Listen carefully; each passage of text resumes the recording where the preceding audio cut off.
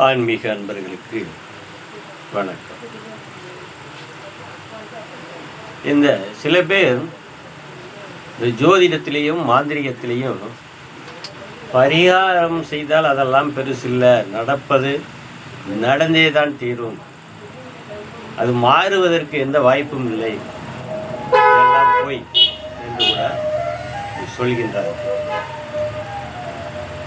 அப்போ எதற்கு அந்த காலத்தில் நூல்களில் பரிகாரம் நமக்கு சொன்னாங்க? நிறைய நூல்களில் பரிகாரங்கள் பற்றி சொல்லி, குறிப்பாக புரிந்து கொள்வதற்காக ஒன்று சொல்கின்றேன். ஒரு கடுமையான வெயில் அடிக்கின்றது, நாம ஒரு இடத்திற்கு போக வேண்டும். அப்போ வெயிலை தடுத்து நிறுத்த முடியாது, இல்லை கடுமையான மழை பெய்யுது, நாமும் ஒரு இடத்துக்கு போய் தான் ஆகணும். மழையை தடுத்து நிறுத்த முடியாது. இதுதான் இந்த ஜோதிடர்கள் சொல்கிற காரணம். இதை தடுத்து நிறுத்த முடியாது.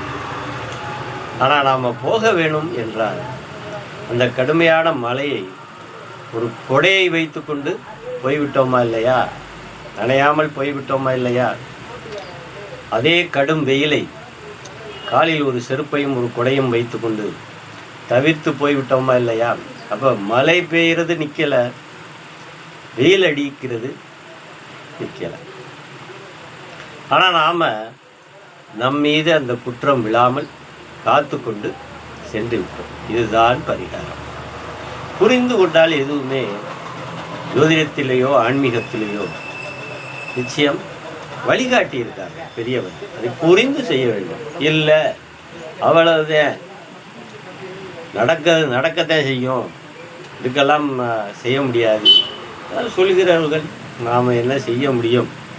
இந்த காலத்தில் சாஸ்திரங்களில் பரிகாரமெல்லாம் சொல்லி பெரிய மகா முனிவர்கள், மகா மேதைகள், தெய்வீகவாதிகள், தெய்வங்கள் எல்லாமே வழிகாட்டிட்டு போயிருக்காரு. அப்புறம் எதுக்கு கோயிலுக்கு போகிறோம்? கஷ்டம்னு வந்தால் கோயிலுக்கு போயிடுறோம், நவக்கிரகத்தை சுற்றுறோம். எல்லாம் ஜோதிடர்கள் பரிகாரம் சொல்கிறார்கள். சில ஆன்மீகவாதிகள் குடும்பம் இந்த மாதிரி இருந்தால் இதை செய்ய வேண்டும், வயிற்றில் மருந்து இருந்தால் இந்த மாதிரி செய்ய வேண்டும், குடும்பத்தில் பிரச்சனை இருந்தால் இதை பயன்படுத்த வேண்டும் சொல்கின்றார்களா இல்லையா, செய்கின்றோம் இல்லையா?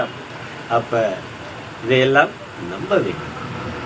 சில பேர் புரியாமல் சொல்லிக்கிட்டே இருப்பார்கள், சில பேர்லாம் டக்கு டக்குன்னு கருத்து சொல்கிறாங்க. அதெல்லாம் நடக்கிறது நடக்காமல் இருக்காது ஐயா. அப்போ அது அவர்களுடைய வாக்கை நாம் என்ன சொல்வது? ஆனால் கண்டிப்பாக பரிகாரம் ஜெயிக்கும். பரிகாரம் பண்ணுங்க. எந்த ஜோதிடர் என்ன பரிகாரம் செய்தாலும், ஜோதிடரோ ஆன்மீகவாதிகளோ, அவர்கள் பரிகாரம் செய்யும்போது கண்டிப்பாக அது பலிக்கும். அதற்கு தான் விளக்கம். நன்றி, வணக்கம்.